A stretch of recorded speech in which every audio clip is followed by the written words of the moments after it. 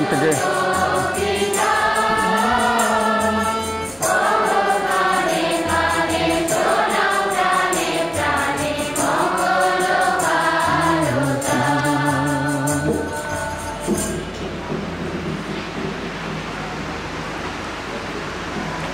পিতা ও পুত্র ও পবিত্র আত্মার নামে আমেন।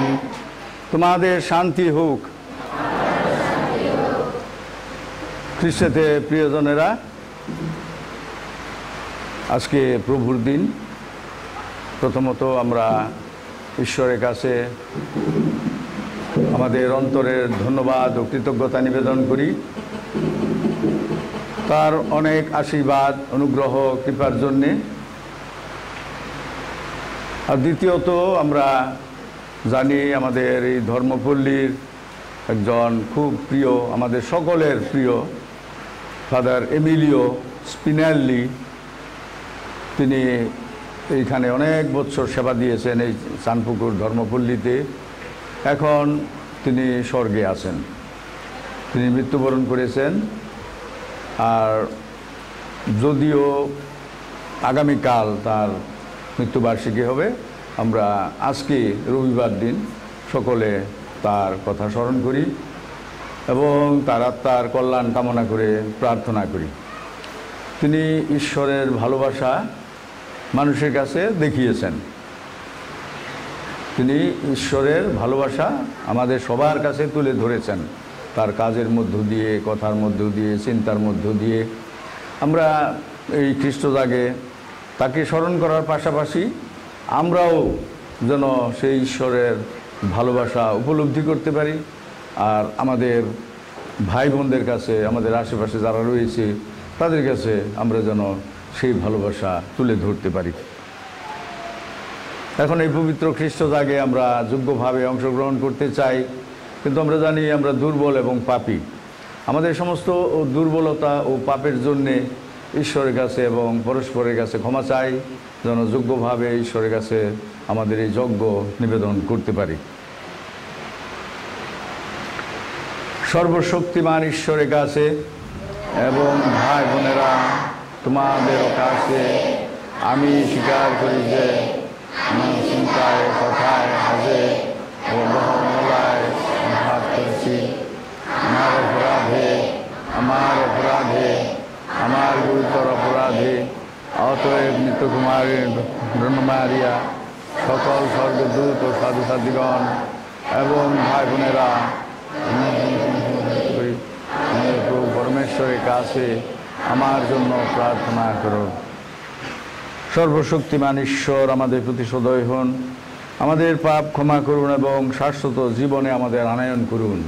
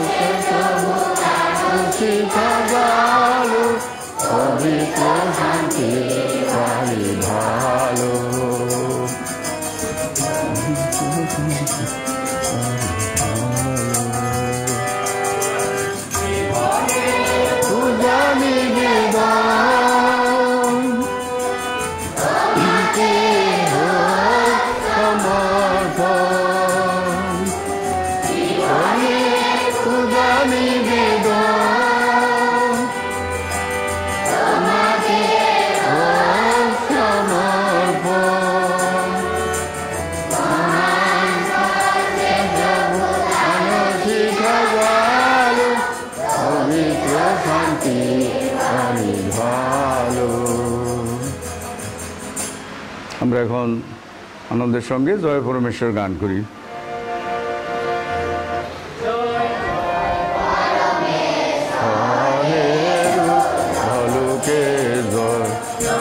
জয় পরমেশ্বরে ঊর্ধ্বলোকের জয়, লোকের শান্তি কারণ বিহিত ভক্তদের শহরে শান্তি। জয় জয় পরমেশ্বরে ঊর্ধ্বলোকের জয়।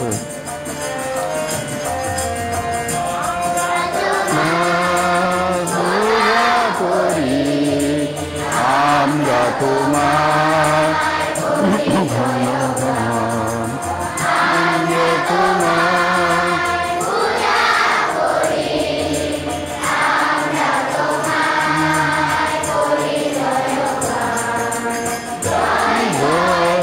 পরমেশ্বরে ঢোলকের জয়।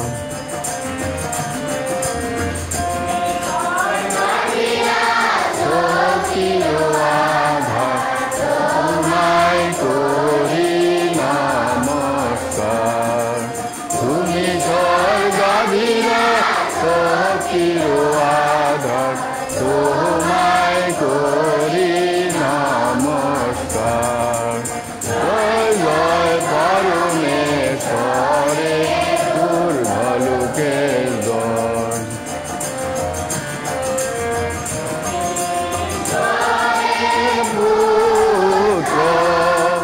অদ্বিতীয় উপবিষ্ট দক্ষিণ পাশে অধিষ্ঠিত, দয়া করো আমাদের, দয়া করো, দয়া করো আমাদের, দয়া করো বিশ্ব পাপ হারো। জয় জয় পরমেশ্বরের ঢোলকের জয়।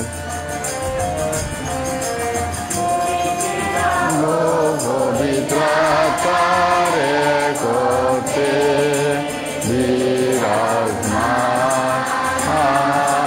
আমেন। এসো প্রার্থনা করি।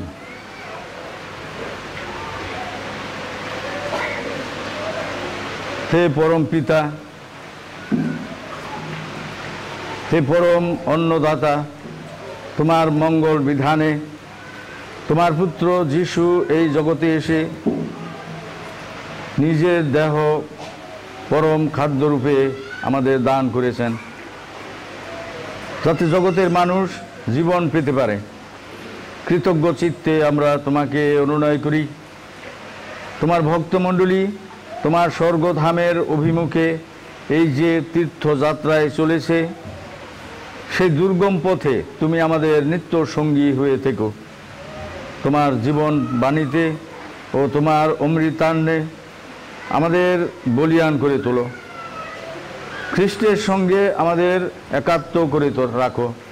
আমরা যেন তারই মতো জগতের পরিত্রাণের জন্যে আত্মোৎসর্গ করতে পারি, আর একদিন যেন তোমার তীর্থধামে পৌঁছে তার শাশ্বত মিলনভোজে সানন্দে যোগদান করতে পারি।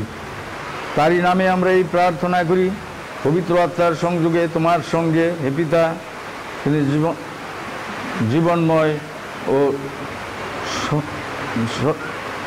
সর্বনিয়ন্তা ঈশ্বররূপে যুগে যুগে বিরাজমান। প্রথম পাঠ রাজাবলী প্রথম গ্রন্থ। ইসরায়েল দেশের রানী জেসাবেলের হাত থেকে রক্ষা পাবার জন্যে প্রবক্তা এলিও মরুভূমিতে পালিয়ে গেলেন। সেখানে একদিনের পথ হাঁটার পর তিনি একটি ঝোপের ছায়ায় গিয়ে বসলেন। তিনি প্রার্থনা জানালেন, এবার তাঁর যেন মৃত্যু হয়।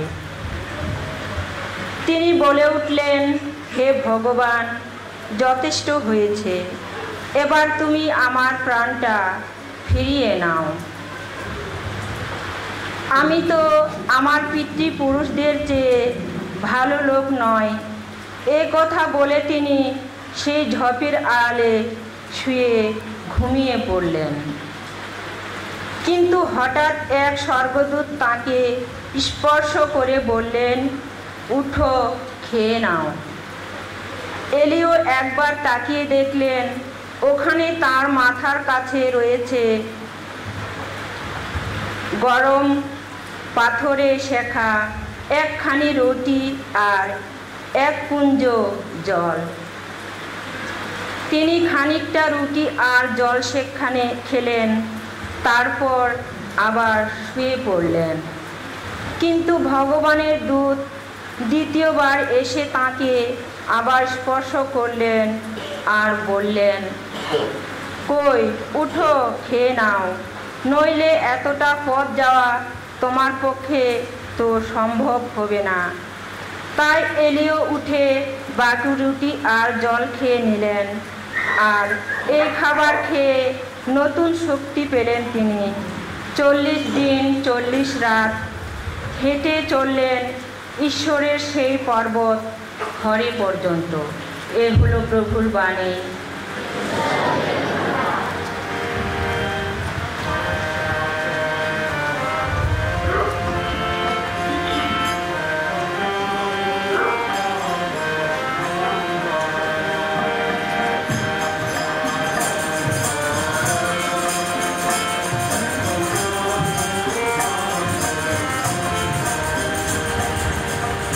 সর্বদাই ভগবানের স্তুতি গান গেয়ে যাব আমি, সতত আমার কণ্ঠে বেজে উঠবে তাঁর গুণগান। ও ভগবানই আমার গৌরব, শুনুক নম্রচিত্ত যারা, আনন্দিত হোক।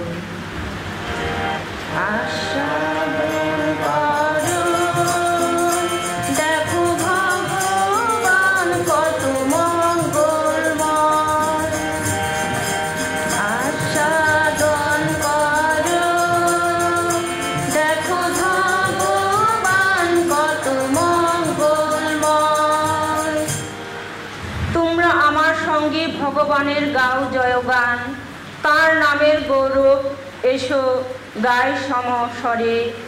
ভগবানকে খুঁজেছি আমি, তিনি সাড়া দিয়েছেন, যত ভয় ভীতি থেকে তিনি আমায় মুক্ত করেছেন। সাধন করো, দেখো ভগবান কত মঙ্গলময়, আস্বাদন করো। দেখো ভগবান কত মঙ্গলময়। তার দিকে চেয়ে দেখো, হও দীপ্তিমান, তোমাদের কারো মুখ কোনোদিন লজ্জায় কুণ্ঠিত হবে না। দেখো এই দীনজন জানিয়েছে কাতর মিনতি।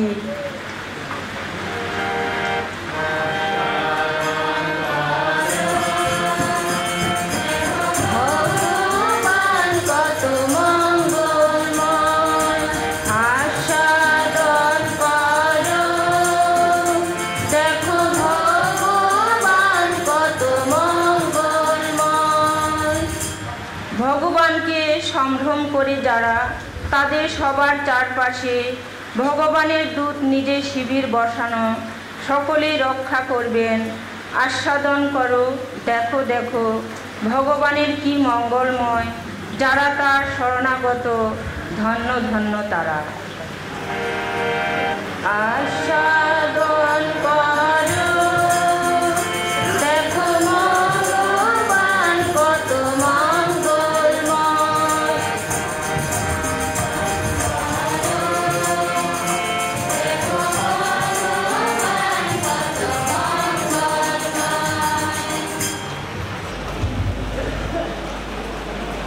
দ্বিতীয় পাঠ, এফেসীয়দের কাছে সাধু পলের পত্র।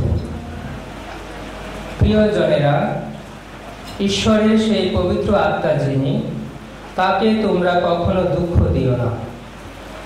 তোমাদের অন্তরে তিনি সেই ঐশ্ব মুদ্রাঙ্কন, যে মুদ্রাঙ্কনে তোমরা চিহ্নিত হয়েছ পূর্ণ মুক্তি লাভের সেই দিনটির জন্য। তোমাদের মধ্যে কোনো তিক্ততা, কোনো রোষ আক্রোশ রেখো না, কোনো কটু কথা, কোনো ক্রুদ্ধ চিৎকার, কোনো রকম অনিষ্ট কামনা আর নয়। তোমরা একে অন্যের প্রতি সহৃদয় হও কোমল প্রাণ, পরস্পরকে তোমরা ক্ষমা করে নাও, যেমন খ্রিস্টে তোমাদের আশ্রয় দিয়ে পরমেশ্বরেও তোমাদের ক্ষমা করেছেন। হ্যাঁ, তোমরা পরমেশ্বরের মতো হবার চেষ্টা করো, কারণ তোমরা যে তাঁর স্নেহের সন্তান। তোমরা ভালোবাসার পথে এগিয়ে চলো খ্রিস্টেরই মতো। তিনি আমাদের ভালোবেসেছেন, তিনি আমাদের জন্যে নিজেকে সুরভিত নৈবেদ্য ও বলি রূপে পরমেশ্বরের কাছে উৎসর্গ করেছেন। এই হলো প্রভুর বাণী।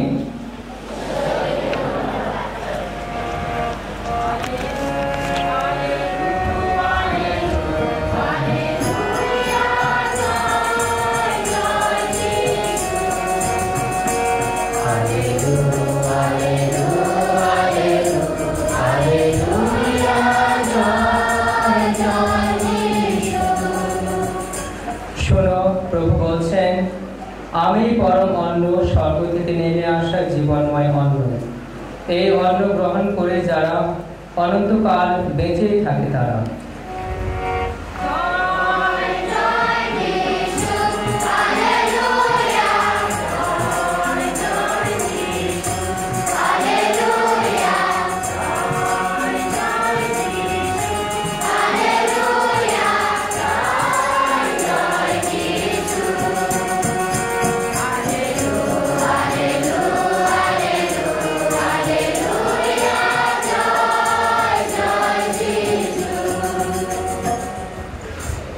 প্রভু আপনাদের সহায় থাকুন।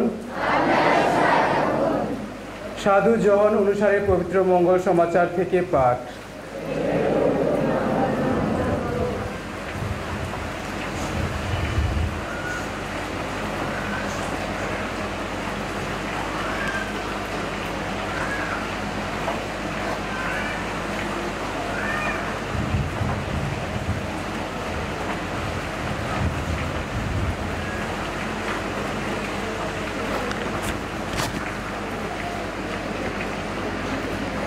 আমি স্বর্গ থেকে নেমে আসা সেই রুটি। যিশু এই কথা বলেছেন বলে ইহুদিরা তখন তার বিরুদ্ধে নানা কথা বলতে লাগলো। তারা বলছিল, ও কি যোসেফের ছেলে, সে যিশু নয়? আমরা তো ওর বাপ মাকে চিনি।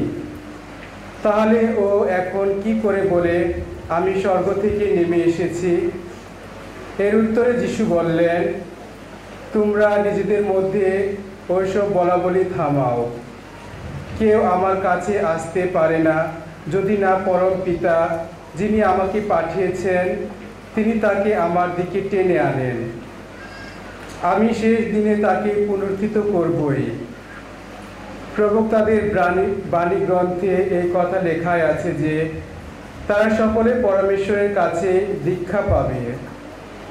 যে কেউ পিতার বাণী কান পেতে শুনেছে এবং এইভাবে জ্ঞান লাভ করতে পেরেছে, সে আমার কাছে আসে। অবশ্য কেউ যে পিতাকে দেখেছে তা নয়, একমাত্র সে ছাড়া পরমেশ্বরের কাছ থেকে যে এসেছে, সে পিতাকে দেখে ইচ্ছে। আমি তোমাদের সত্যি সত্যি বলছি, অন্তরে যার বিশ্বাস আছে সে শাশ্বত জীবন পেয়ে গেছে। আমি সে জীবনময় রুটি।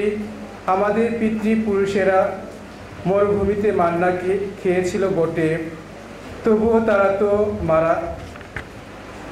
মারা গেছেন।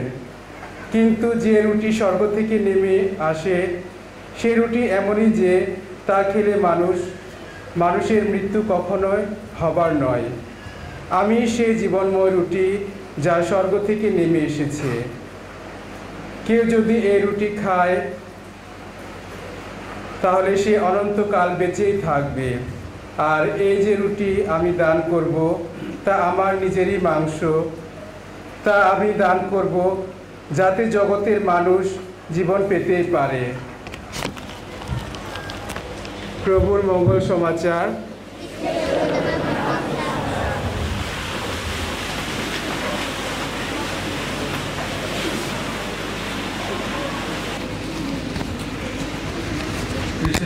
প্রিয়জনেরা, আজকে আমরা যে পবিত্র শাস্ত্র থেকে পাঠ শুনেছি, সেখানে আমরা ঈশ্বরের মহত্ব, যিশুর যে মিশন, প্রেরণ কাজ, সে বিষয়ে আমরা জানতে পেরেছি। এখন আমরা কি কেউ ঈশ্বরকে দেখেছি? আমি দেখি নাই। তোমরা দেখেছো? হ্যাঁ, তাহলে কি করতে আসলাম এখানে? ঈশ্বরকে তো আমরা কেউ দেখিনি, তাহলে কি বলবো ঈশ্বর নাই? এইটা একটা মানে বিপরীত কথা। একদিকে বলি দেখি নাই, আবার বলি হ্যাঁ আছে। এটা হলো আমাদের বিশ্বাস। কিন্তু যিশু যে বললেন যে নাকি স্বর্গ থেকে নেমে আসলো সে দেখেছে, তার মানে সে ছাড়া আমরা আর কেউ দেখিনি, অন্য কেউ দেখেনি, কিন্তু যিশু দেখেছে, তাই না? যিশু দেখেছিল। কারণ কি? যিশু নিজেই তো ঈশ্বর, পিতা পুত্র পবিত্র আত্মার মধ্যে তিনি ছিলেন পুত্র ঈশ্বর, তাই না? তাহলে তিনি যেহেতু ঈশ্বর, তিনি নিজেই পিতার কাছ থেকে এসেছেন, পিতাকে তিনি জানেন, দেখেছেন, জানেন, এবং পিতার ইচ্ছা তিনি পূরণ করেছেন এখানে এসে। তিনি যে এসেছেন এখানে এমনি নিজের ইচ্ছে, মানে আলাদা কোনো চিন্তা থেকে না, এটা ঈশ্বরের পরিকল্পনা। এবং যিশু যেহেতু ঈশ্বরের মধ্যেই আছেন, তাহলে এটা তারও পরিকল্পনা। তিনি এসেছেন যেন আমরা জীবন পাই, এবং জীবন দিতে, আমাদের জীবন দিতে গিয়ে তিনি নিজে মরেছেন। ওই গমের মতো, ধানের মতো, ধান বুনলে একটা ধান থেকে অনেকগুলো ধান হয়, একটা গম থেকে অনেকগুলো গম হয়। তার মানে একটা বীজ মরে যায়, কিন্তু ওখান থেকে গাছ হয় এবং সেখানে অনেকগুলো গম বা ধান বা অন্য যে কোনো ফল হয়। একটা আমের আটি থেকে একটা গাছ হয়, তারপরে অনেক আম হয় বছরের পর বছর ধরে। এটা কি আশ্চর্য! কিন্তু এটা ঈশ্বরের পরিকল্পনা, ঈশ্বর করেছেন, ঈশ্বর না করলে হতো না। কিন্তু আমরা তো বললামই যে আমরা ঈশ্বরকে দেখি নাই, কিন্তু তাকে জানবার জন্য, চিনবার জন্য আমাদের কাছে অনেক চিহ্ন আছে, অনেক উপায় আছে ঈশ্বরকে জানার জন্য। আমরা বলতে গেলে এই যে বৃষ্টি হচ্ছে, এটার মধ্যে দিয়েও আমরা জানতে পারি যে ঈশ্বর আছেন। রোদ ওঠে, বৃষ্টি পড়ে, বাতাস আসে, এগুলো সবই ঈশ্বরের। আকাশ পৃথিবী সব ঈশ্বরের। ঈশ্বর না বানাইলে কে বানাইছে? কে বানাইলে এগুলো? এই পৃথিবী কে বানাইছে? হ্যাঁ, হ্যাঁ, ঈশ্বরকে আমরা দেখি নাই, কিন্তু ঈশ্বর যা বানাইলেন তা আমরা দেখতে পাই। দেখতে পাচ্ছি না? পাচ্ছি তো। পৃথিবীতে কত কিছু আছে, গাছপালা, ফল ফুলাদি, তারপরে ফল আছে, ফুল আছে, এমনি গাছ আছে, অনেক কিছু আছে। জঙ্গলে গেলে আরো কত কিছু যে পাওয়া যাইতো আগে। আমাদের আদিবাসীরা আগে কিন্তু ধানের আবাদ, বিভিন্ন আবাদ করতো না। এই আদিবাসীরা 100 বছর আগের কথা বলি বা 200 বছর আগের কথা বলি, তারা কোনো আবাদ করতো না।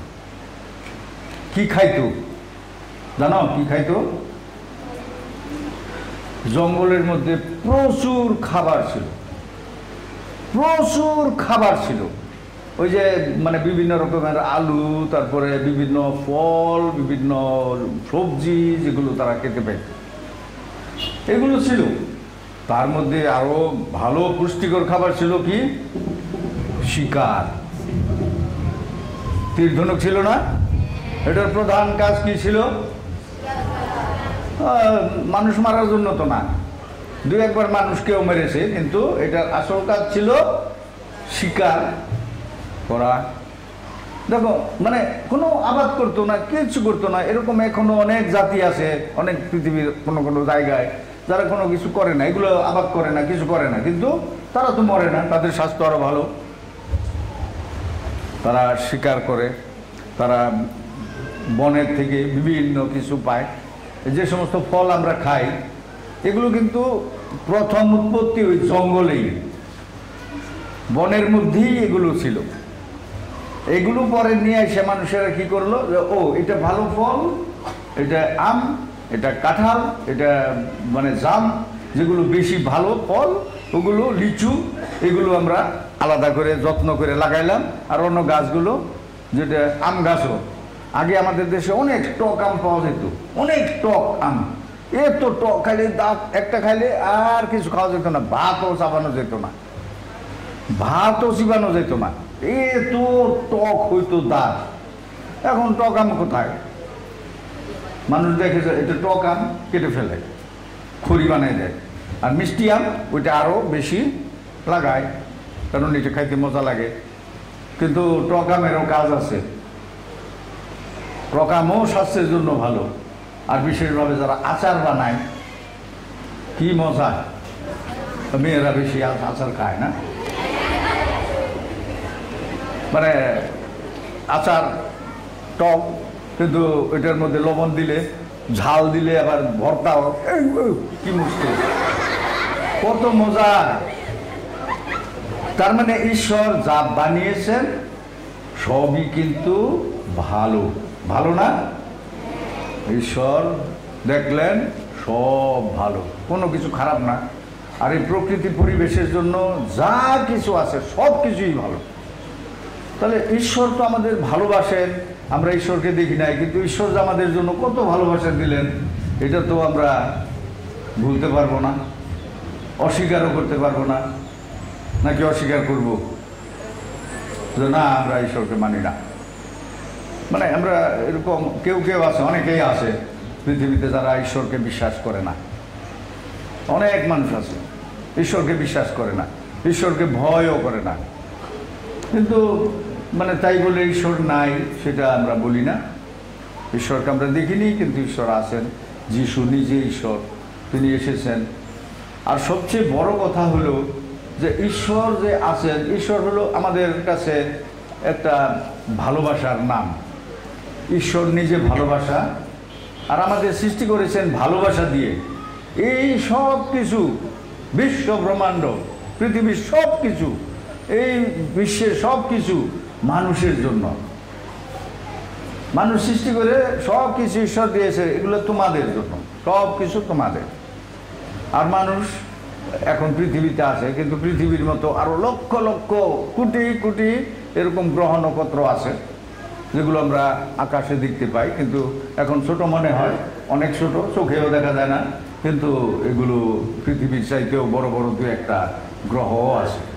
নক্ষত্র তো কথাই নেই, সূর্যের মতো অনেক সূর্য আছে। এগুলো ঈশ্বর বানাইলে কি আশ্চর্য একটা কাজ ঈশ্বর করেছেন, যেটা আমরা কোনো ক্রমেই বুঝি না। এখন বিজ্ঞানের উন্নতির সঙ্গে সঙ্গে বৈজ্ঞানিকরা, বিশেষভাবে যে যারা ওই যে আকাশের গবেষণা করে, আকাশ নিয়ে গবেষণা করে, হ্যাঁ, স্পেস বা এই যে বিশ্ব ব্রহ্মাণ্ড উপরে কি আছে এটা দেখার জন্য, যেমন আগে একটা টেলিস্কোপ বানাইলো, এটার নাম ছিল ওই হাবল টেলিস্কোপ, যেটা দিয়ে অনেক লক্ষ লক্ষ মাইল দূরের নক্ষত্র গ্রহগুলোকে দেখা যায়। ওটা তো এখনো আছে। তারপরে এখন আরেকটা টেলিস্কোপ বের হয়েছে, যে এটার চাইতে 100 গুণ বেশি দেখা যায়, আরো কোটি মাইল দূরেও দেখা যাবে, এরকম মানে বড় বড়। আর এই যে যত মানে উপরে রকেট বিভিন্ন কিছু যায় অনেকটা গবেষণা করার জন্য, উপগ্রহ বা স্যাটেলাইট, এগুলো দিয়ে গবেষণা করে। এগুলো ঈশ্বরের রহস্য, ঈশ্বরের সৃষ্টির রহস্য মাত্র আমাদের কাছে এইভাবে প্রকাশ পাচ্ছে, কিন্তু মানুষ এগুলো বানায় নিত। তাহলে আমরা বলতে পারতাম ও আমরা ওই গ্রহ দেখি না, তাহলে নাই, এটা তো বলা যাবে না। মানুষ দেখলো যে না, ওগুলো সবই আছে। আর এই জন্য যতই মানুষ এগুলো দেখতে পায় ততই অবাক হয়, অবাক হয়, বাপরে ঈশ্বর কি করলেন, তাহলে আমরা কেউ করতে পারবো না। আর মনে করো যে একটা বিখ্যাত কথা আছে যে কোনো কিছুই মানে শূন্য থেকে আসে না, কোনো কিছুই শূন্য থেকে আসে না, কেউ তৈরি করে, আর কোনো কিছু থেকে না কোনো কিছু থেকেই সব কিছু পার্থিব সব কিছু আসে। এবং এই যে শূন্য থেকে করার ক্ষমতা মাত্র যিশুর ছিল, তার প্রমাণ পেয়েছি না। যিশু যখন ওই যে মানে দেখলেন অনেক মানুষ খাওয়া দিতে হবে, তাহলে যিশু তো জানতেন যে কিভাবে খাওয়াবেন, তবে মাত্র একটা চিহ্ন, যদি ওই মাছ আর রুটি নাও থাকতো যিশু তবুও খাবার দিতে পারতেন, কিন্তু ওইটা মাত্র চিহ্ন।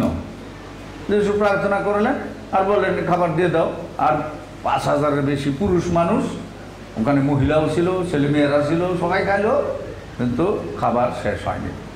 কিভাবে সম্ভব? আর যিশু অনেক আশ্চর্য কাজ করেছেন, নিজের বাহাদুরি করার জন্য না। আমাদের সাধারণত আমরা দেখি যে আমরা যদি কিছু করতে পারি আমরা দেখাই যেন আমরা সুনাম পাইতে পারি, সুনাম, নিজের সুনাম।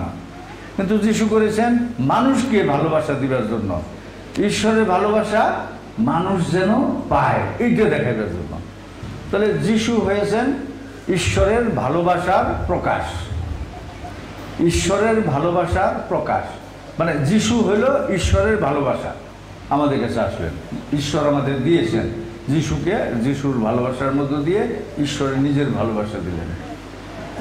তারপরে আরেকটা কি হলো, এখন এই ভালোবাসা কিন্তু অনেক মানে মণ্ডলীতে আমরা দেখতে পাই, সাধু সাধ্বীরা বা আরও অনেক মানুষ যারা মণ্ডলীর জন্য কাজ সেবা করেছে, বাণী প্রচার করেছে, মানুষকে পরিত্রাণের জন্য শিক্ষা দিয়েছে, গঠন দিয়েছে, এইরকম অনেক পবিত্র মানুষেরা এই ঈশ্বরকে, যিশুর ভালোবাসা প্রকাশ করেছে। আমরা আজকে ফাদার এমিলিও স্পিনালি কথা স্মরণ করতেছি না, স্প্যানালি না, তোমরা অনেকে উচ্চারণ করতে পারো না, এমিলিও স্পিনালি, তাকে আমরা স্মরণ করতেছি। এখানে অনেক বছর ছিলেন তিনি, যেভাবে চিন্তা করতেন আমরা হয়তো করি না তার মতো করে, কিন্তু মানে যদিও বা আলাদা, তার চিন্তা, তার কথা এবং তার কাজ মানে একটু ভিন্ন, আমাদের মতো নয়, কিন্তু এই সব কিছুর মধ্য দিয়ে তিনি কি করেছেন,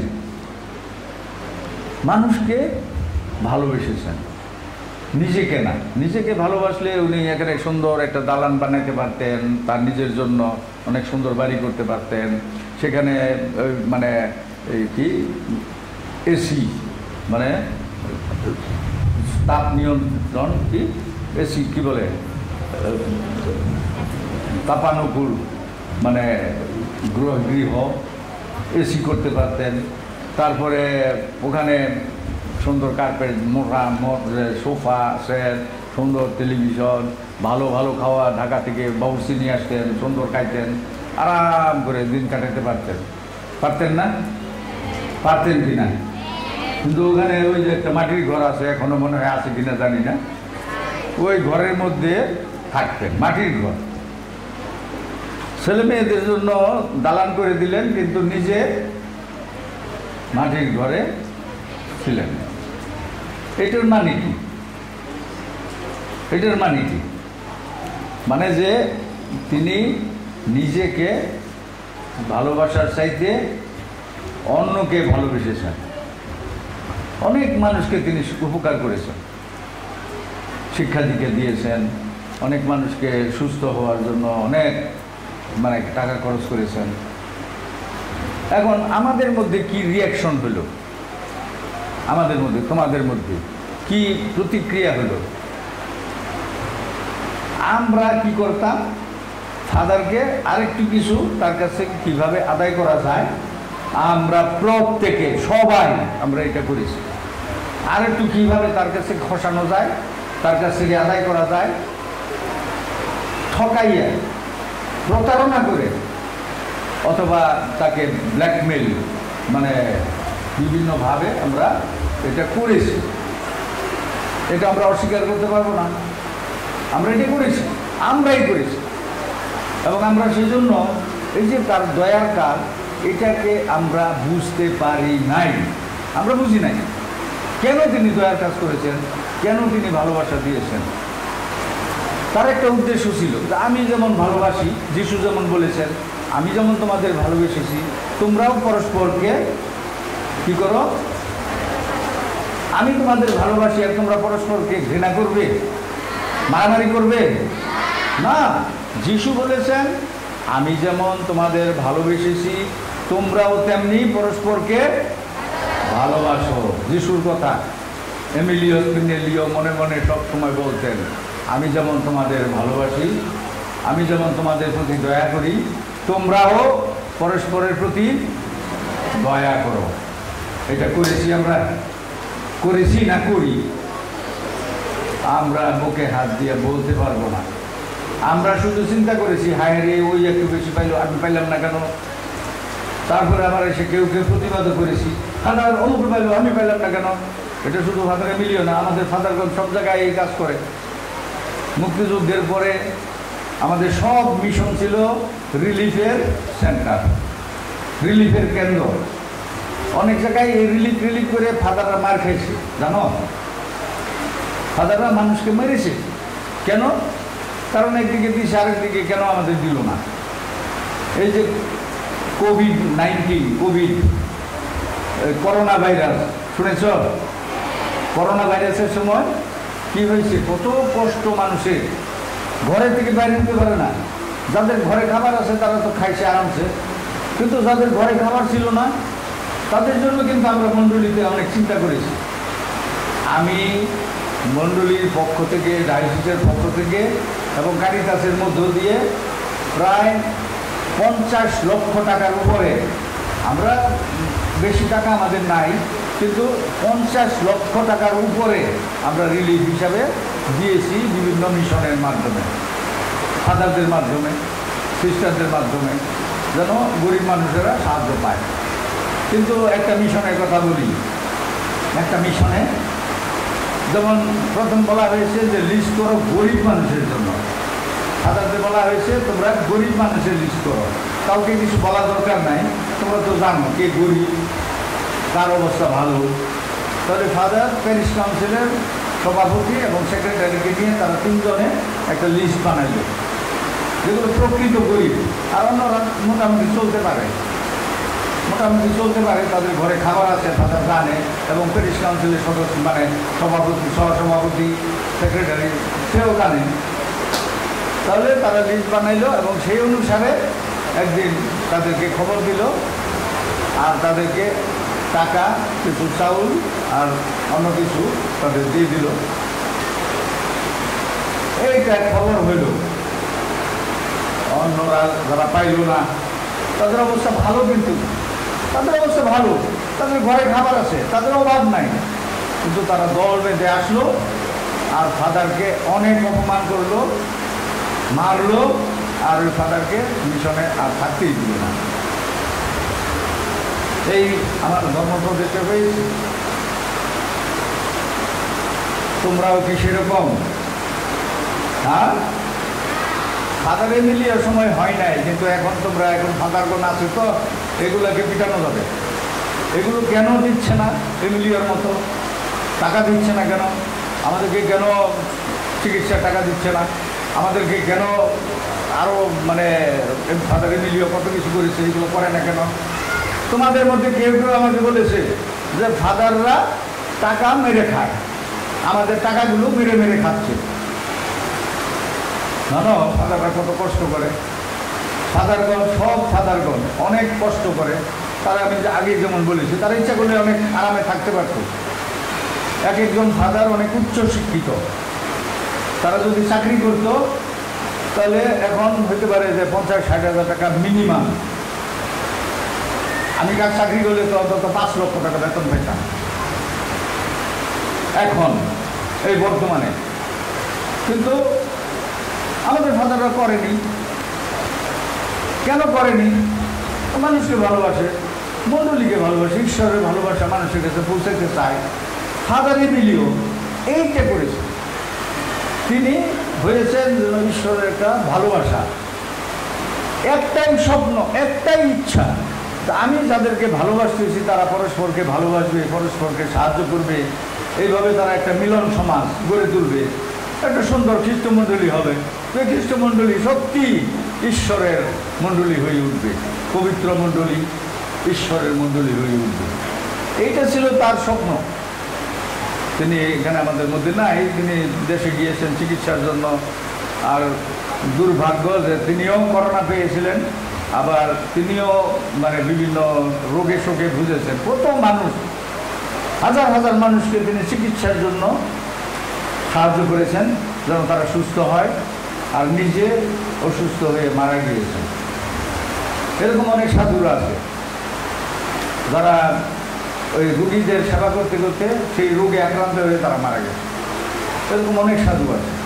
তাদের এমিলিও এই কাজ করেছে, করতে করতে, মানুষের প্রতি দয়া করতে করতে, নিজের সব কিছু বিলাই দিতে দিতে তারপরে তিনি নিঃস্ব হয়েছেন, দেশে ফিরে গেছেন, কিছু নিয়ে যায়নি। এত যে কিছু করেছে। আমরা বাংলাদেশে আমরা কি দেখি, একজন কোনো এক জায়গায় গিয়ে একটু ঘাটতি গাড়লে, আমরাই গাড়ি গাড়লে সেখানে আস্তে আস্তে প্রতিদিন জিনিস বাড়ে, তারপরে একসময় অনেক জিনিস হয়ে যায়, আর আমরা কীভাবে নিব, ট্রাক লাগে ওইসব জিনিস নিতে। আমাদের মধ্যে অনেকেই আছে এরকম যে আমরা অনেক মানে আস্তে আস্তে আমরা নিজেকে ভালোবাসি, নিজের জিনিস বাড়াই, কাউকে দেই না, আর এক সময় আমরা ওগুলো নিয়ে মানে কী করবো জানিও না। সেজন্য আমরা অবশ্যই গরিব, আমাদের অবস্থা ভালো না, ঠিক আছে, কিন্তু তারপরেও আমরা এমন গরিব না যে খাইতে পাই না। কে খেয়ে আসছো, না খেয়ে আসছো, তোমরা খাইতে চাও না সেজন্য খাও না, কিন্তু খাওয়ার ঠিকই আছে। এখন না খেয়ে কেউ থাকে না, ঈশ্বর সবাইকে খাওয়া দিয়েছে।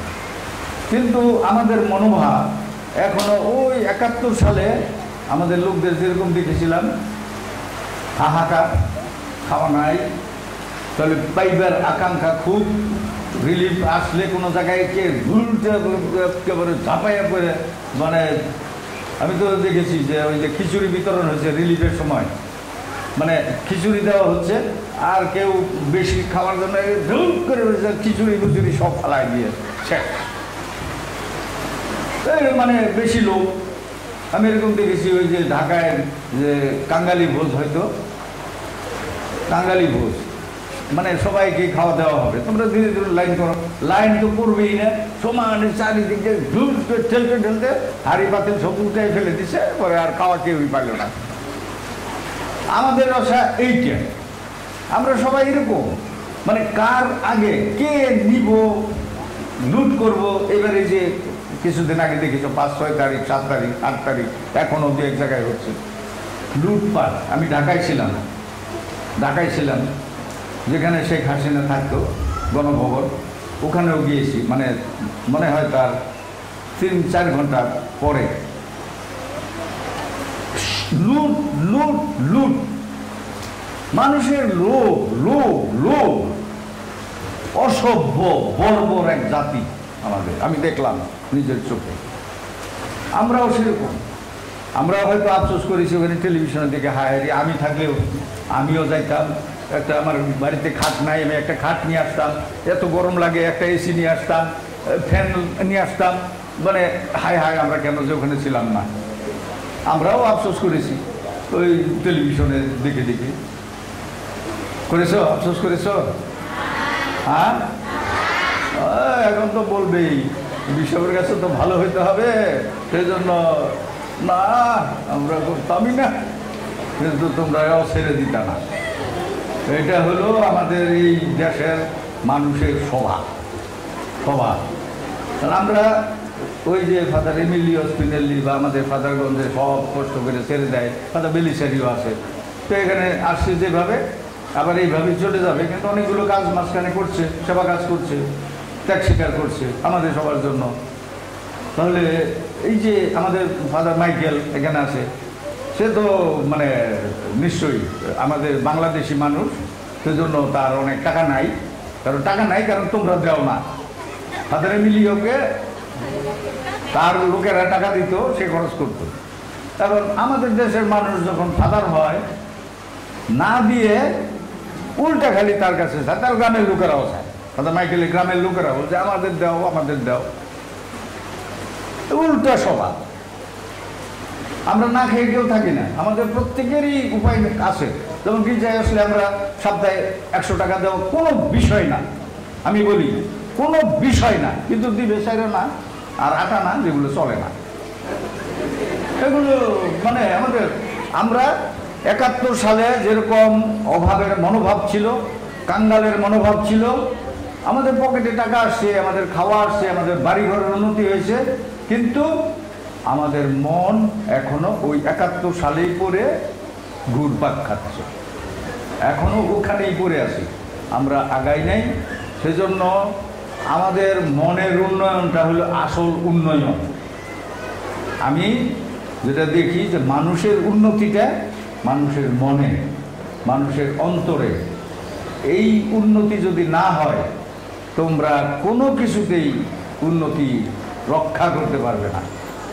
আমি সবসময় বলি যে গ্রিক সভ্যতা, রোমান সভ্যতা এবং এরপরে বাংলাদেশে অনেক বড় বড় সভ্যতা আগে ছিল, এইসব সভ্যতা ধ্বংস হয়েছে, কারণ মানুষ উন্নত হয়নি। এখনো বাংলাদেশে দেখেছো কত বড় বড় উন্নত স্থাপনাগুলো, যেগুলো মানুষের উন্নয়নের জন্য বাংলাদেশের উন্নতিকে প্রকাশ করত, মেট্রো রেল, তারপরে এক্সপ্রেসওয়ে, বিভিন্ন সেতু, বিভিন্ন বিল্ডিং, যেগুলো দেখলে মনে হইতো বাংলাদেশ এখন উন্নতি করতেছে, এগুলো সব ধ্বংস হয়েছে, কারণ মানুষ উন্নত হয় নাই। মানুষ উন্নতি না হলে কোনো উন্নতি টিকবে না। সেজন্য সবার আগে চিন্তা করতে হবে, তা আমি তো উন্নতি করব, আমার ঘর বানাবো। আমার অনেক পরিবারে আমি দেখেছি সুন্দর বিল্ডিং বানাইছে বাড়িতে, তারপরে মানে সব ফ্যাসিলিটি, মানে এই রানিং ওয়াটার, মানে পানি উপরে ট্যাঙ্কে থেকে পানি, তারপরে লাইট, তারপরে কি বলে এসি লাগাইছে। গ্রামেও আছে, গ্রামে আমি দেখছি একটা পরিবার এরকম অনেক উন্নতি করেছে, 2 তলা বাড়ি, চিন্তাও করা যায় না, ঢাকা শহরের মতো সব কিছু। কিন্তু দুঃখের বিষয়, সে 2টা ছেলেকে মানুষ করতে পারেনি। 2টা ছেলে, 2টাই মদখোর, কোনো কাজকর্ম করে না, শিক্ষিত হয়েছে কিন্তু মদখোর হয়েছে। তাহলে এই বিল্ডিং এখন তারা রক্ষা করতে পারবে না, এটা বিক্রি করতে হবে তাদের, কারণ তারা কোনো কিছু করে না। কি খাবে? এই বিল্ডিং বিক্রি করে তারা খাবে। এখন এইটা হলো চিন্তার বিষয়। তোমাদের আসল উন্নতি হলো এই ছেলে মেয়েদের মধ্যে। ওই লোক যদি বিল্ডিং না বানাইয়া তার ছেলে মেয়েদের দিকে দেখতো, যত্ন করতো, শিক্ষা দিত, নৈতিক গঠন, আধ্যাত্মিক গঠন দিত, তাহলে তারা নিজেরা নিজেদের পথ খুঁজে পাইত। ওই দালান কোঠা, জমি জমা, আমাদের বাংলাদেশে বা আদিবাসীদের মধ্যে একই। যদি আমরা উন্নতি করতে চাই, আমাদের ঘর ভালো, আমাদের জমি কিনবো, এইগুলোর মধ্যে এগুলো টিকবে না যদি আমাদের ছেলে মেয়ে মানুষ না হয়। বুঝেছ? হ্যাঁ, বুঝেছো কিনা?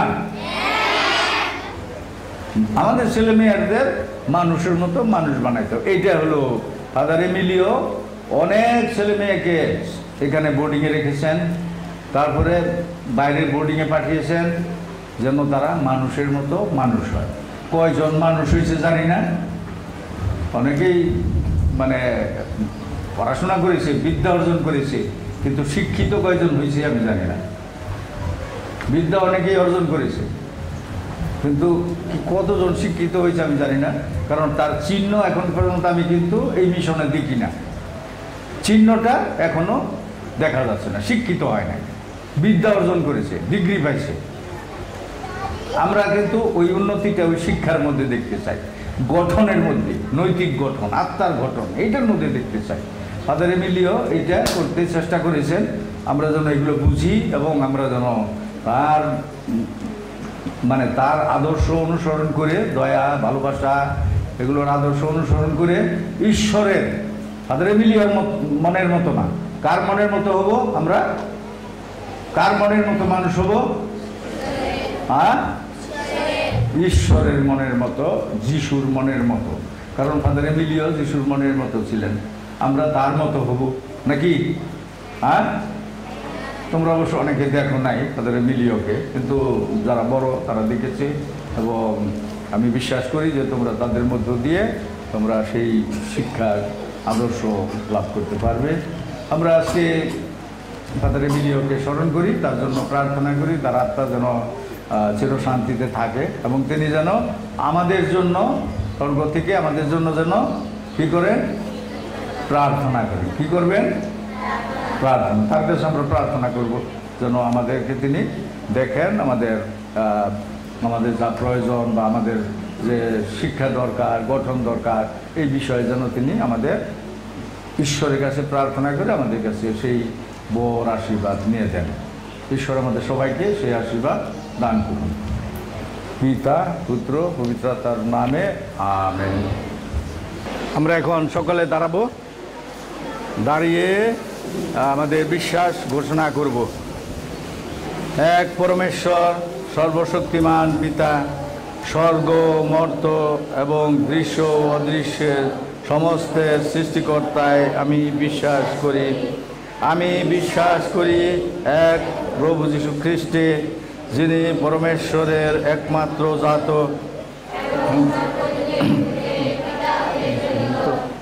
পরমেশ্বর হতে পরমেশ্বর, জ্যোতি থেকে জ্যোতি, সত্যেশ্বর হতে সত্যেশ্বর। তিনি জাত, সৃষ্ট নন, পিতার সঙ্গে অভিন্ন স্বরূপ, তার দ্বারা সমস্তই হলো সৃষ্ট। আমাদের মানবকুলের জন্য ও আমাদের পরিত্রাণের উদ্দেশ্যে স্বর্গ থেকে তিনি অবরোহণ করলেন এবং পবিত্র আত্মার প্রভাবে কুমারী মারিয়া গর্ভে দেহ ধারণ করলেন এবং মানুষ হলেন।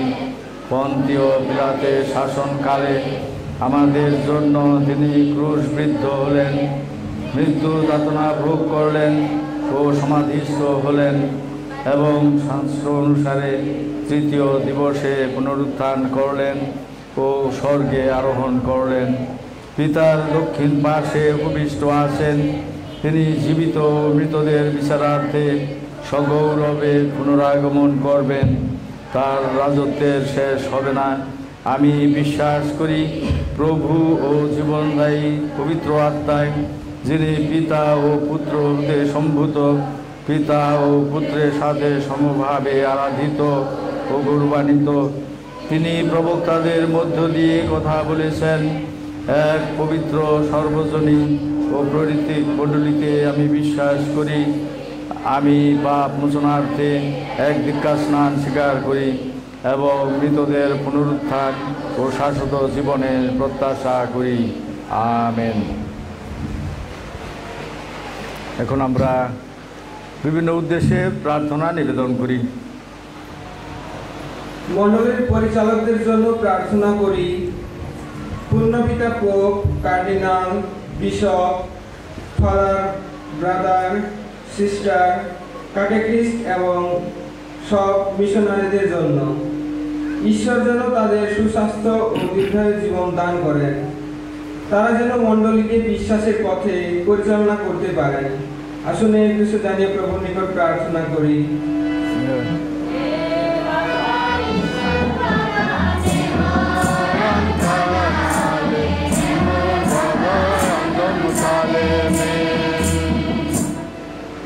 প্রয়াত ফাদার এমিলিও স্পিনালির আত্মার চিরশান্তির জন্য প্রার্থনা করি।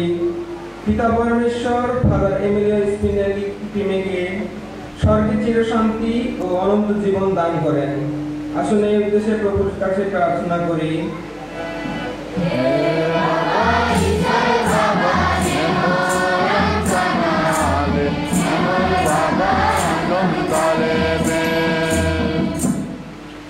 শান্তি ও সাম্য মৈত্রীর জন্য প্রার্থনা করি। বিশ্বের যেসব জায়গায় যুদ্ধ বিগ্রহ, হিংসা, বিদ্বেষ ও অন্যায় অত্যাচার চলছে, সে সমস্ত জায়গায় যেন ঈশ্বরের প্রেম, শান্তি ও মৈত্রী বিরাজ করে। আসুন এই উদ্দেশ্যে প্রভুর নিকট প্রার্থনা করি।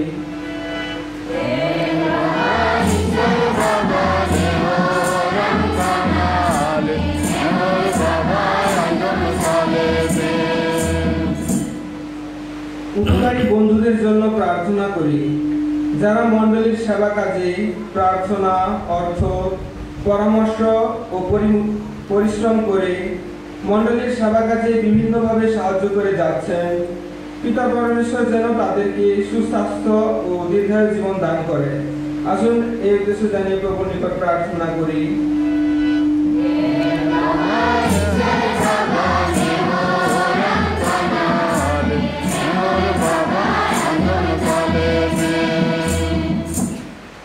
অসুস্থ ব্যক্তিদের জন্য প্রার্থনা করি, যারা পরিবারে, ক্লিনিকে ও হাসপাতালে বিভিন্ন রোগে অসুস্থ ও শয্যাশায়ী, যারা পঙ্গু, তারা যেন ঈশ্বরের আশীর্বাদে সুস্থ হয়ে স্বাভাবিক জীবনযাপনে ফিরে আসতে পারে। আসুন এই উদ্দেশ্যে প্রভুর নিকট প্রার্থনা করি।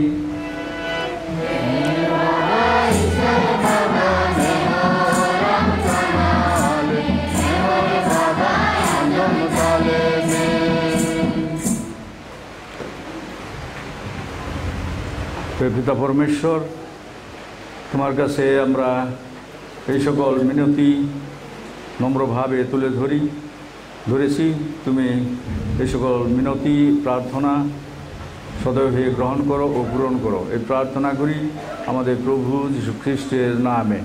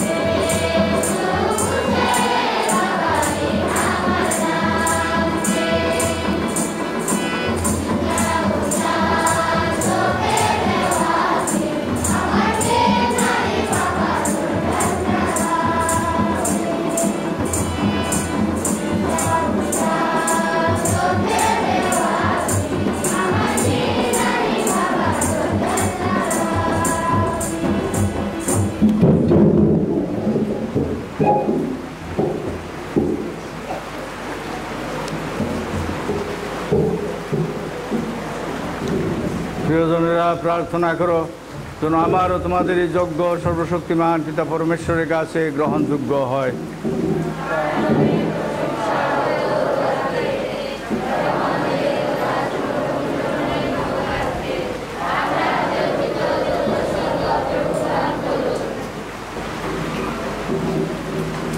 হে চির উদার, তোমার ভক্তমণ্ডলী আজ তোমার চরণে এই যে অর্ঘ্য নিবেদন করতে চলেছে, তুমি তা তোমাকে উৎসর্গ করার জন্যে আমাদের দিয়েছ।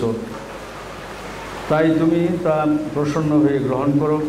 তোমার আশীর্বাদে তা হয়ে উঠুক আমাদের মুক্তিপথের পরম সম্বল। এই প্রার্থনা করি আমাদের প্রভু যীশু খ্রিস্টের নামে।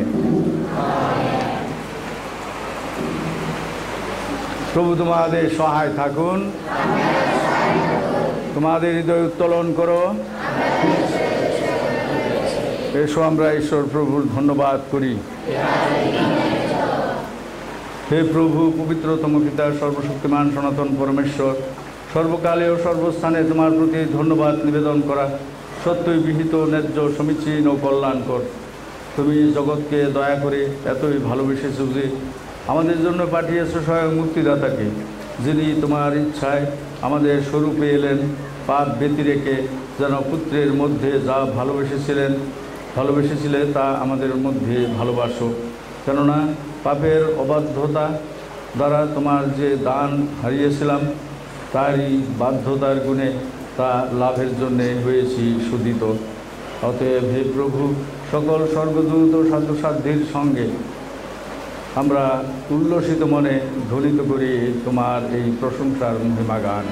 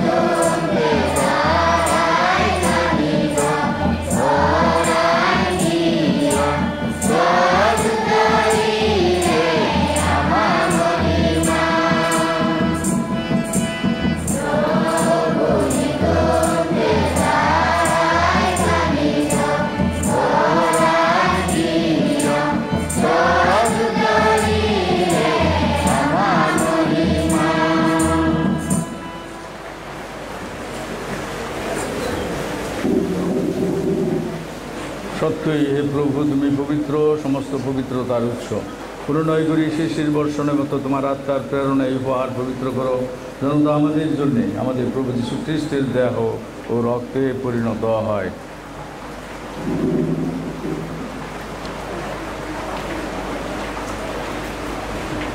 মৃত্যুদাতনায় স্বেচ্ছায় সমর্পিত হওয়ার ক্ষণে তিনি রুটি হাতে নিলেন এবং ধন্যবাদ জানিয়ে তা ভাঙলেন এবং তার শিষ্যদের দিয়ে বললেন, নাও, এ থেকে খাও সকলে, কেননা এই আমার দেহ যা তোমাদের জন্যে সমর্পিত হবে।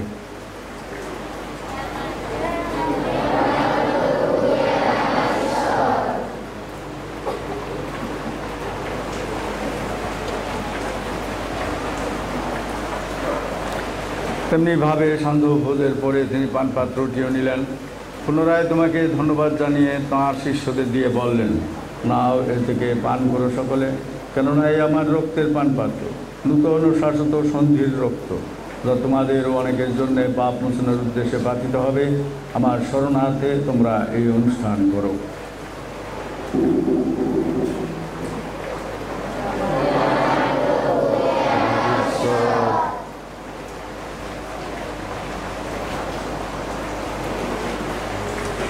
এসব বিশ্বাসের রহস্য ঘোষণা করি।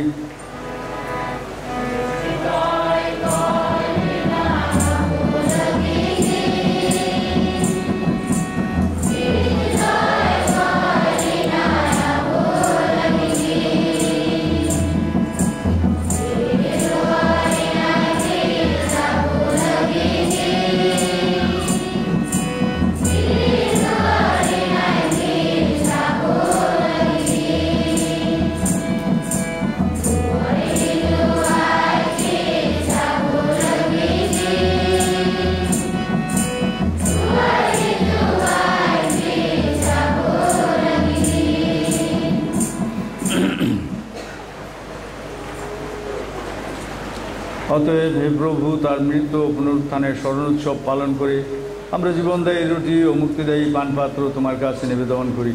তোমার সম্মুখে দাঁড়াতে ও তোমার সেবা করতে তুমি আমাদের যোগ্য করে নিয়েছো, তোমাকে ধন্যবাদ জানাই। মিনতি করি খ্রিস্টের দেহ ও রক্তের সহভাগী হয়ে আমরা যেন পবিত্র আত্মার দ্বারা সম্মিলিত হয়ে এক হতে পারি। প্রভু, সমগ্র মন্দিরে বিস্তৃত তোমার উপাসক মণ্ডলীকে স্মরণে রেখো।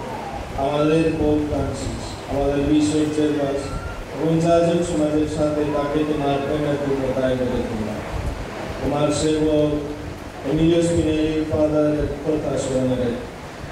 তাকে তুমি এই সংসার থেকে তোমার কাছে রেখেছ।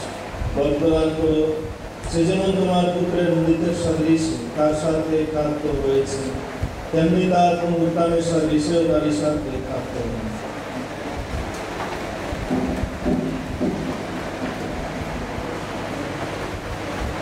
পুনরুত্থানের প্রত্যাশায় নির্দেশ আমাদের ভাই বোনদের এবং তোমার আশ্রয় সকলের কথা স্মরণে রেখো। তোমার মুখমণ্ডলের বিভাগ আর স্থান দিও।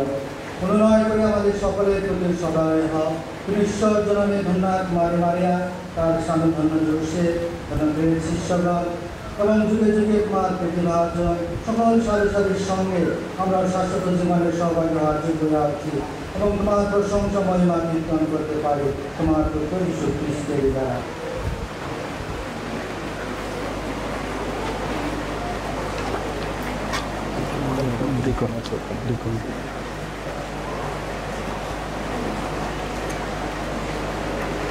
তার দ্বারাও তার সঙ্গেও তারই মধ্যে হে সর্বশক্তিমান পিতা পরমেশ্বর, পবিত্র আত্মার সংযোগে সমস্ত গৌরব ও মহিমা তোমারই যুগে যুগান্তরে।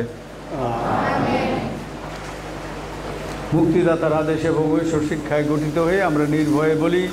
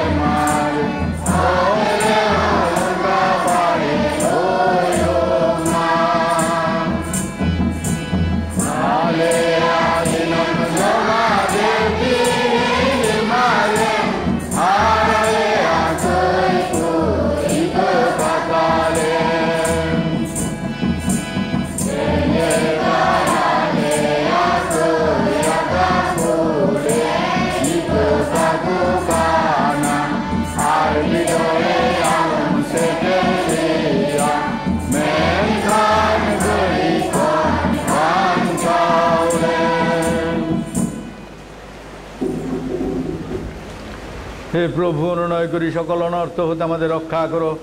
প্রসন্ন হয়ে প্রত্যহ আমাদের শান্তি প্রদান করো, যেন তোমার করুণার উপর নির্ভর করে আমরা পাপ থেকে সর্বদা মুক্ত এবং সমস্ত সংকট থেকে নিরাপদে থাকি। আমরা রয়েছি সেই পুণ্য আশায় এবং আমাদের মুক্তিদাতা যীশু খ্রিস্টের আগমনের প্রতীক্ষায়।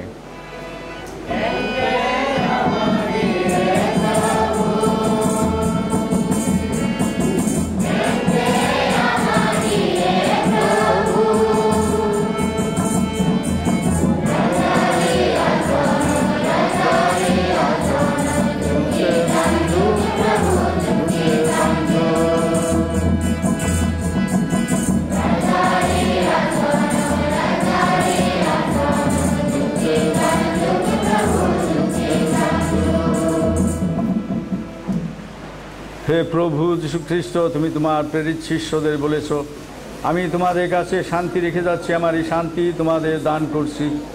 আমাদের পাপের প্রতি নয়, বরং তোমার মণ্ডলীর বিশ্বাসের প্রতি দৃষ্টিপাত করো। প্রসন্ন হয়ে তোমার ইচ্ছা অনুসারে তাকে শান্তি ও একতা প্রদান করো। তুমি জীবিত আছো, রাজত্ব করছো যুগে যুগান্তরে। প্রভুর শান্তি সর্বদা তোমাদের মধ্যে বিরাজ করুক। আসুন আমরা পরস্পরকে খ্রিস্টের শান্তি প্রদান করি। খ্রিস্টের শান্তি, খ্রিস্টের শান্তি।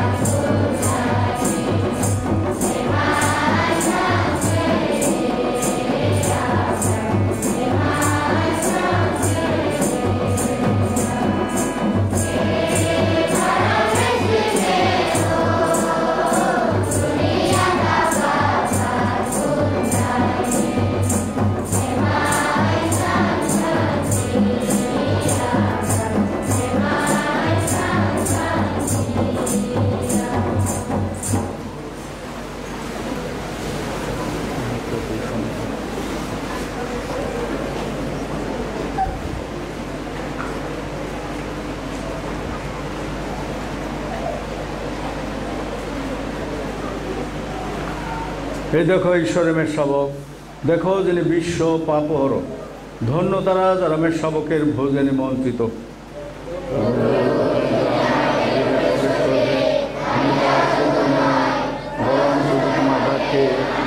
নিরাময় হবে, খ্রিস্টের দেখো শাস্তি জীবনে তোমার সহায় হবে।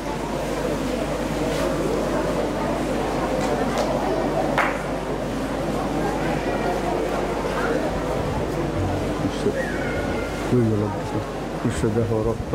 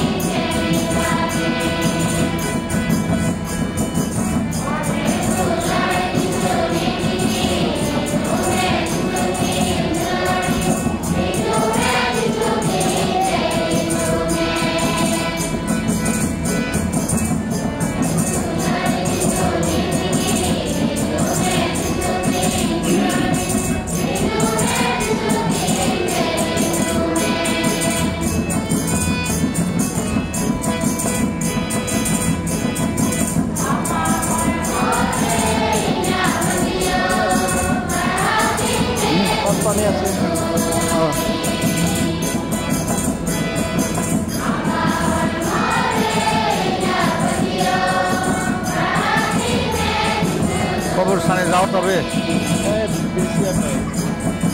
এখানে তো কোথায়?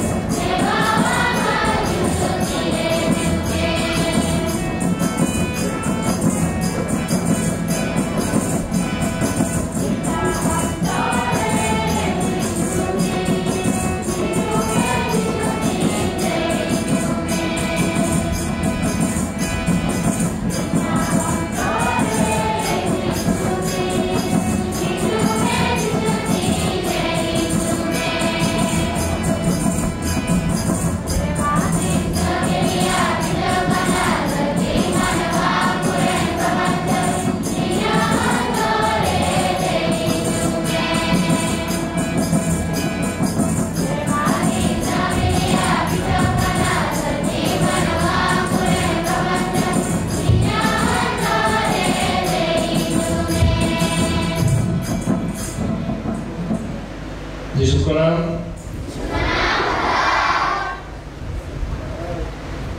আমরা তাহলে এখন মিশা শ্রেষ্ঠ শিল্পদের উপর বিশ্ব মহোদয়ের সাথে বাজারার স্বেচ্ছাসেবক যারা আমরা কবরস্থানে যাব আর ফাদার এমিলিও স্পিনেলি ফাউন্ডেশন করার জন্য নিয়ে যাবেন তাদের এই যে ফুল আর মোমবাতি ওখানে এটার মধ্যে দিয়ে ফাদার এমিলিও স্পিনেলির যে স্মৃতি ওখানে আছে ওই মনুমেন্টে আমরা প্রার্থনা করে তার কাছে শ্রদ্ধা জানাবো। তারপরে আবার ফিরে এসে আমাদের স্মরণ সভা পালন করা হবে। তাহলে আপনারা দয়া করে উঠবেন না, হ্যাঁ আপনারা পরে যাবেন কবরস্থানেও নিজেদের মতো, কারণ একবারে সবাই চলে গেলে ওখানে অনেক খাওয়া হবে, ঝামেলা হবে। এখানে তাহলে থাকবেন আর প্রস্তুত করবো আমাদের এই স্টেজ যেন আমাদের স্মরণ সভা পালন করতে পারে। আপনারা যারা অভিভাবক এসেছেন, হ্যাঁ এই স্মরণ সভা বেশি সময় হবে না, বেশি সময় চলবে না, আধা ঘন্টা সর্বোচ্চ। তারপর প্রধান শিক্ষিকা সিস্টার আর শিক্ষক মন্ডলী যারা তারা আপনাদের কাছে ছেলে মেয়েদের এই পরীক্ষার রেজাল্ট তুলে ধরবেন আপনাদের কাছে। তাহলে আমরা শেষ প্রার্থনা করে এইভাবে আমাদের অনুষ্ঠান সম্পন্ন করব। ধন্যবাদ।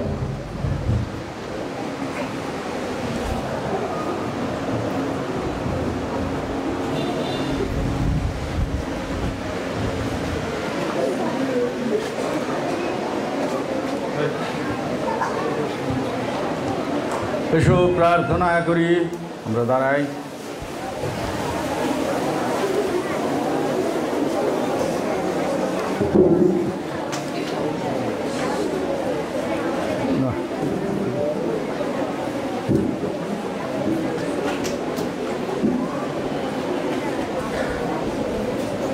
হে পরমেশ্বর, অনুনয় করি তোমায়, এই খ্রিস্টপ্রসাদ গ্রহণের ফলে আমরা যেন সব বন্ধন থেকে মুক্তি পেতে পারি, তোমার সত্য পালনে অটুট থাকতে পারি, আমাদের প্রভু সেই যীশু খ্রিস্টের নামে। প্রভু তোমাদের সহায় থাকুন। সর্বশক্তিমান ঈশ্বর পিতা ও পুত্র ও পবিত্র আত্মা তোমাদের সকলকে আশীর্বাদ করুন। খ্রিস্ট যাগ শেষ হয়েছে, খ্রিস্টের শান্তিতে প্রস্থান করো।